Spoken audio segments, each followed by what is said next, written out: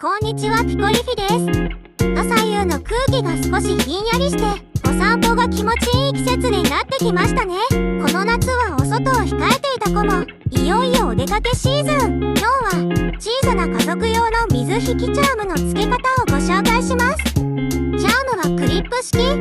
クリップをそっと開いて、お手持ちのハーネスや首輪、お洋服の縁に優しく挟むだけで装着できます。厚みがある場合は生地を少し寄せて、無理に押し込まないのがコツ。位置が決まったら外れにくい向きになっているか軽く確認。引っ張らず指先で左右に軽く揺らして鑑定をチェックします。準備ができたらいつも通りハーネスや首輪をワンちゃん、猫ちゃん、フェレットさんなどに装着しましょう。チャームは水引きでとても軽いので負担になりにくいのがポイントです。あれ？ももちゃん退屈しちゃったかな？なお、安全のためビーズは使わずシンプル設計にしています。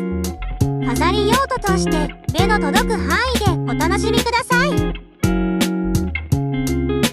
さあ、お外へゴー。風に揺れる小さな結びが今日のお散歩をちょっと特別にしてくれます。オーナー様用の日々結びパールイヤリングピアスと合わせればさりげないリンクコーデに。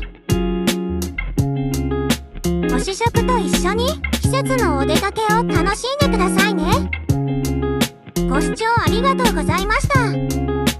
作品はプロフィールのリンクミンネからご覧いただけます。